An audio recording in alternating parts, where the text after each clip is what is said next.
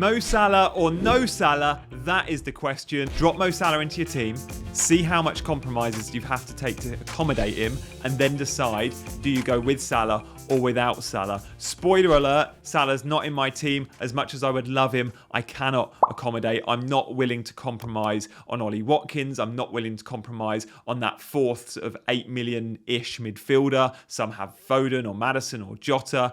I want that fun there, and I want Watkins. First up, let's see the Salah draft. Now, this is pretty much my team. The core is my team, right? So, firstly, you'll notice at the back, nothing gives. I still have Anana. I still have all the defenders I want. I'm adding Gabriel in, who I actually don't have in my team, but, you know, back four instead of a back three. You might say, why is Akanji there? It's a 5 million slot. Do what you want with it. You might not want Man City cover. You might want Man City cover. You can't go up to Diaz or Stones, but you can go Gvardiol if he's 5 million if he was starting. So Gvardiol, Chilwell and Stupinan alongside Gabriel as the back four, right? So this is a 4-4-2 with no money in the bank, but obviously Mo Salah is in there. So we still get Martinelli and Saka and Rashford. Great. And Salah completes the midfield four. What a great midfield four. And then up front, it's Haaland and João Pedro. So look, let's talk a little bit about Mo Salah. Since 2017-18, when he joined, he got 303 points. At the time, I think that was an FPL record. He's since had a 259 season, a 233 season, a 231, a 265, and a 239. He always delivers. His worst season was, 231. He gets points. Mo Salah means FPL points, and 12.5 is a very fair price. He's only 25% owned. Bit like Kane, he feels more differential than ever before, right? Last season, 19 goals and 13 assists. I think we'll get similar this time round. He'll still be on penalties as well, despite Szoboszlai being in the team and McAllister being in the team, both very good at pens. Salah is the talisman in that team. And his fixtures, pretty good. Not great, but for Mo Salah, pretty good. Because Mo Salah's pretty fixture-proof anyway. If it wasn't Chelsea on the opening day, and it was Bournemouth at home on the opening day, I think his ownership would be 35%, not 25%. But we're so blinkered to game week one. But this team that you have in game week one, you'll also have in game week two. So it shouldn't matter if it's Bournemouth-Chelsea or Chelsea-Bournemouth. And if in game week two, you're going to be scrambling for a Liverpool player, make your life easy, guys, and go with a Liverpool player from the start. And Mo Salah's the obvious candidate for that Liverpool asset. So it's Chelsea, Bournemouth, Newcastle, Villa, Wolves, West Ham, Spurs, Brighton. The thing that concerns me about a lot of these fixtures is I think it's 3 of the first 8 are away from home. Sorry, 3 of the first 8 are at home. And I really like backing Mo Salah when he's at home. I like backing Mo Salah at Anfield. And there ain't enough home games for me. That's the other tempter. The other tempter for me to go no Salah is simply Ollie Watkins, right?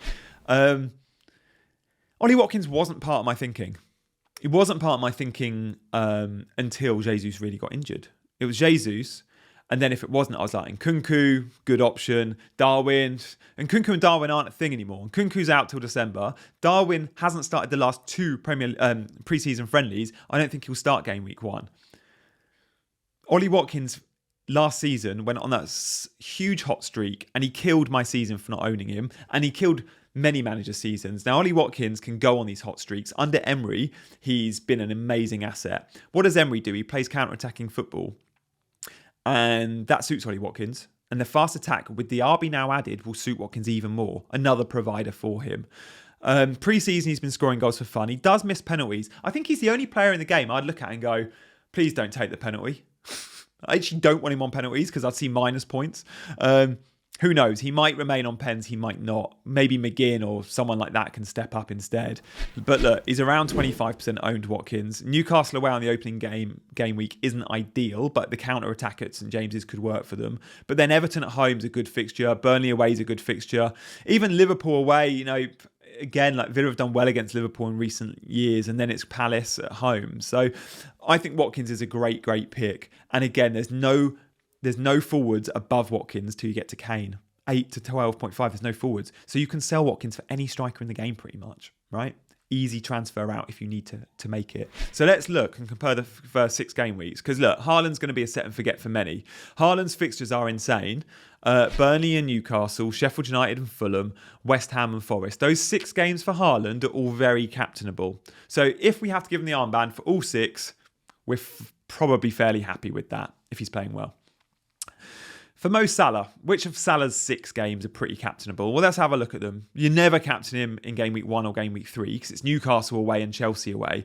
But the other fixtures, Bournemouth at home, Villa at home, Wolves away and West Ham at home, there's 4 good fixtures there. You could captain Mo Salah and you've got an option. Nice option to have, especially game week 2. The best option to have game week 2. As I've mentioned, the big compromise for me is I don't get 0.5 in the bank that I have with my actual team, which I like having. I don't get Watkins, who I really want now. I really do want Ollie Watkins. And I don't have that fun midfield pick that I can move around to a Jota or a Maddison or start with the season with Foden or a Bruno. And I like having that fourth mid-price midfielder to play with.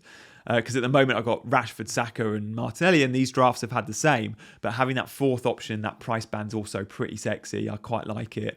Guys, by the way, if you haven't already checked out Fantasy Football Scout, now's the best time to sign up. And if you haven't subscribed to my channel, come on. I'd like to think loads of you watching this have subscribed this pre-season. But if you haven't already, love the idea of you subscribing. The Gianni YouTube show will have 2 videos every week. It will have a full game week preview. You can go check out my game week preview from this week already, which will be pretty detailed. Loads of differentials, starting 11s, tactics, chalk, all the captaincy, all the jazz. And then every week it's going to have my team selection. And my team selection video for me is something I've been doing on Fantasy Football Scout for like 3-4 years. I was doing it with Let's Talk FPL. I've done it with Az, done it with Seb. And I've got to the point where now I've got my own channel. I'm like, it feels right for it to live on this channel. So that team reveal, the team selection video every week exclusively will be on this channel. So hopefully for many of you, another reason to subscribe and hit the notification bell when you do subscribe. So thank you for all the love pre-season. I'll see you on the other side.